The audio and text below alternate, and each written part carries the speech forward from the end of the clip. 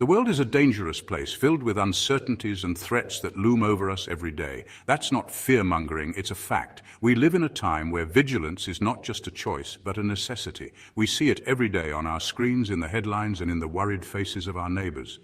From the halls of power in Washington to the battlefields around the world, the enemies of freedom are on the march, relentless and unyielding. Russia, with its aggression and nuclear saber-rattling, is only one of the many enemies of our nation. They all pose a clear and present danger to the American way of life. Their actions are a stark reminder of the threats we face.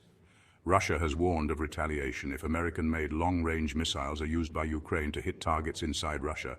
Biden has just given Ukraine the go-ahead to use ATACMS long-range missiles. Several nations around the world have started warning their citizens to prepare for war.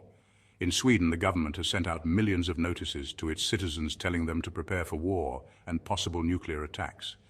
The time has come for the American citizen to wake up and start preparing. We can no longer stick our head in the sand and ignore what is going on around the world. The time for complacency is over. We must awaken to the reality of the threats we face and take action. The time for preparation is now. We must equip ourselves with the knowledge and tools to protect our way of life.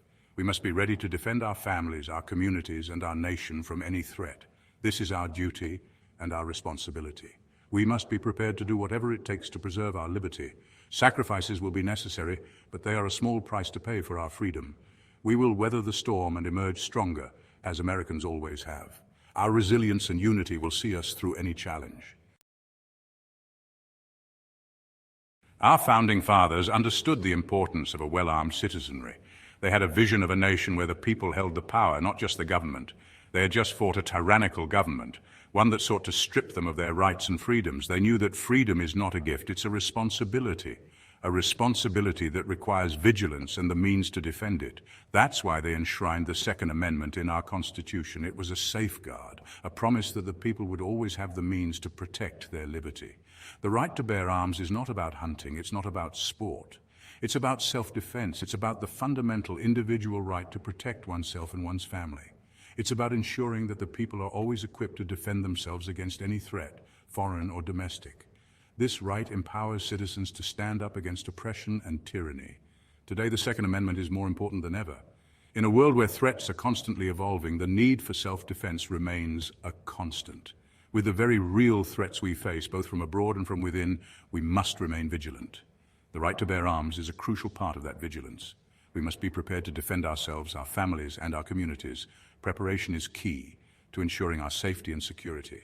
A disarmed populace is not a free populace, it's a subjugated one. History has shown us time and again that those without the means to defend themselves are at the mercy of those who do.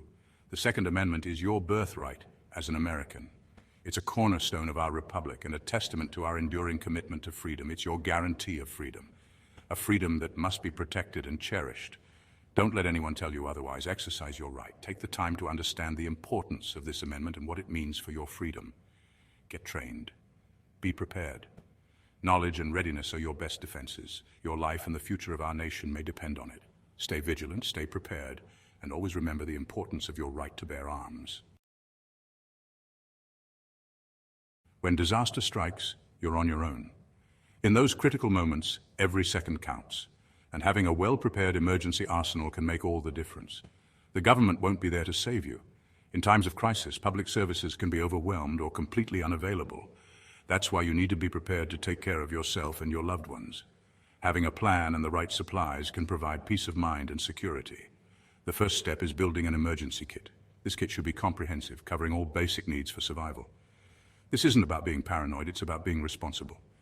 Preparedness is a form of self-reliance and foresight. Your kit should include enough non-perishable food and water to last each member of your family for at least 1 week. 2 weeks would be better, but if 1 week is all you have, then you have more than most. This ensures you can sustain yourselves until help arrives or conditions improve. Think canned goods, rice, beans, protein bars, things that will keep. These items are not only long-lasting, but also provide essential nutrients. Water is essential. Store at least 1 gallon per person per day. Hydration is crucial for survival, especially in stressful situations.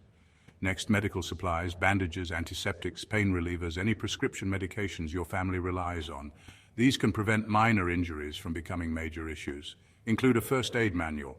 Knowledge is power, And knowing how to use your supplies can save lives.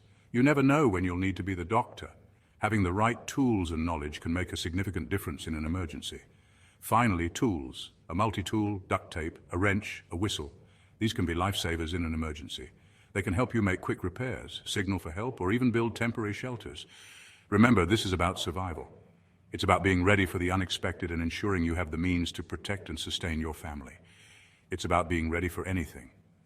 Preparedness is not just a precaution, it's a necessity in today's unpredictable world. Section 4. When the grid goes dark, communication and light. In a crisis, communication is key. But what happens when the cell towers go down? That's why you need a backup plan. Invest in a hand-crank weather radio. This will be your lifeline to the outside world, providing you with vital information and emergency broadcasts. Light is equally important. Without it, you're stumbling in the dark, vulnerable. Forget those fancy battery-draining flashlights. Get yourself a reliable hand-crank flashlight, and don't forget extra batteries for any other essential devices. Remember, knowledge is power. Familiarize yourself with these tools now, not when the sirens are blaring.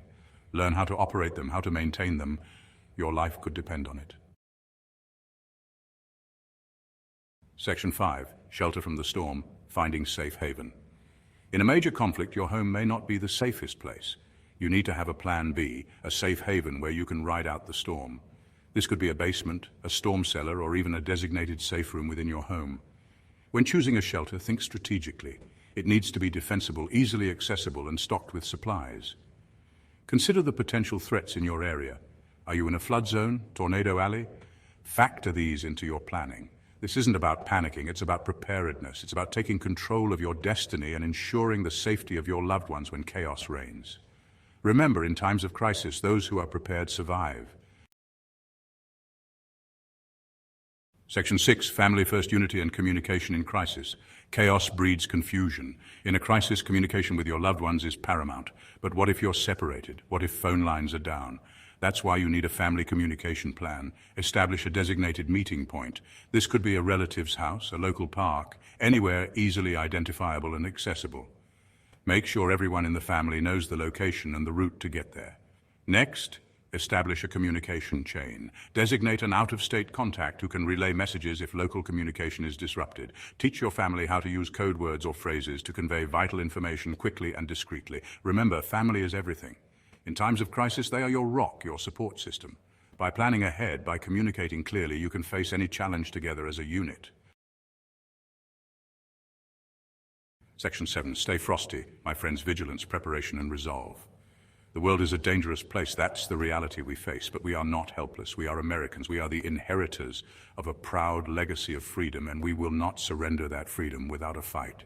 We must be vigilant. We must be aware of our surroundings, alert to potential threats. We must be prepared. We must have a plan, and we must be ready to act decisively when the time comes. Above all, we must be resolute. We must never give in to fear. We must never surrender our values, our principles, or our way of life.